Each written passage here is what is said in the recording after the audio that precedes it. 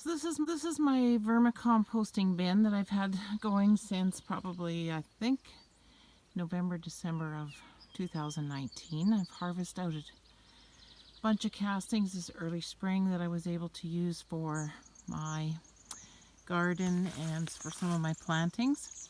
So you can see I have 2 tubs here. The bottom one, I'll just take the lid off the top. I'm just trying to get them to move up into this upper level so that I can harvest the castings in the bin underneath. And this is the lower bin. You can see it's pretty full. It's maybe a bit overpopulated with worms. It looks like they're trying to move out because I got too many.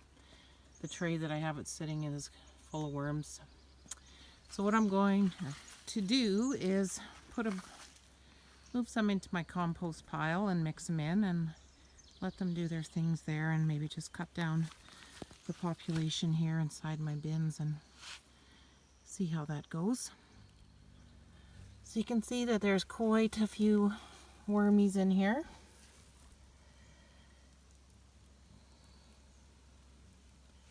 I was hoping that if I put this new bin on top with a bunch of compost or some more kitchen scraps, that they would eventually move up through the holes into this space. But I'm not seeing a whole lot of, well, I guess there is a whole bunch moving up in here now too. But I think just to move things along a little better and keep them happy, oh, it looks like there is quite a few here. We will move some into my compost bin, let them live there and do their thing. I was just watching another YouTube video, White Davy Construction and Farm, another YouTube channel that I follow. Marcia, hi Marcia, was just demonstrating how she was moving her composting worms into her bin. So that's what kind of gave me the idea that maybe that would be a good place to try and split them up a bit so that they're not overpopulated in my vermicomposting bin, and add them to the pile here. So thank you, Marcia, for that idea. Marcia's channel is, Marcia's located near me also. We're both in Saskatchewan, so it's great to have some other YouTubers, gardeners to share these ideas with. So here we go. I'm just gonna grab a handful, I think. If I can see if I can find a big ball of them somewhere.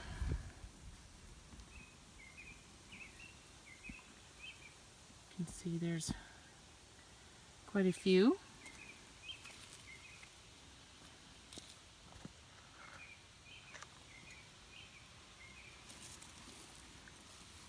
So like I said, I've been feeding my kitchen scraps to these guys all winter. I had a good harvest of castings this spring that I added to all my plants. You've probably seen on some of my other videos when I was setting up my garden beds and containers. I put some of these worm castings in there, so I think it's a great thing to be adding to our plants, and these guys help out a lot. So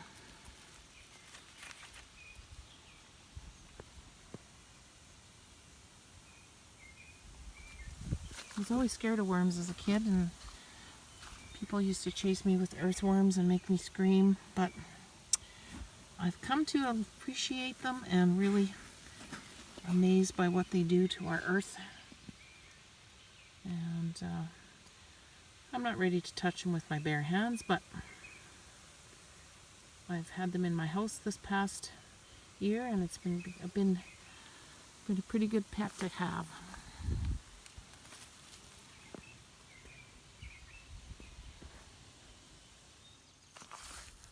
So I've gotten rid of quite a few of the worms out of here. I'm going to stop putting food in this bin as far as kitchen scraps and whatnot. This bin will go on top.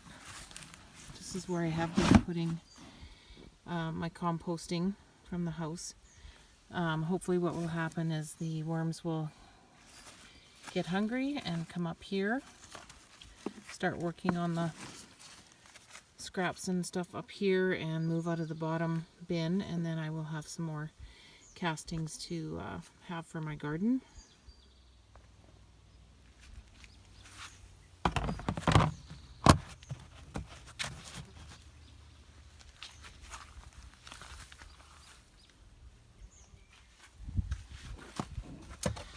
So I had this other worm bin started here as well that I just come across, and I think I'm gonna divide up my worms even a bit more, put some in here, get 2 tubs going.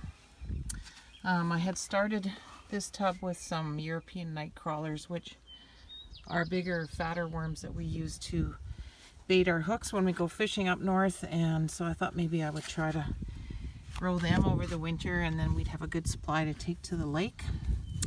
They're not quite, they don't act quite the same as the red wrigglers. They are territorial, so they don't really work together or like hanging out together. I think they did multiply a bit, but we did take them up to the lake. Didn't end up using them. So what I did with them is I added them to my potato patch and let them go, and I think they're going to be helpful there anyway. So I will just take a few more handfuls out of here and move them into this bin, and I'll start feeding both of them some of my scraps, and I think we'll just go from there and see how they do. I'm going to leave them outside till it gets too cold, and then we'll move back into the house in the winter or the fall, but I think for now they can hang out here in the garden with me.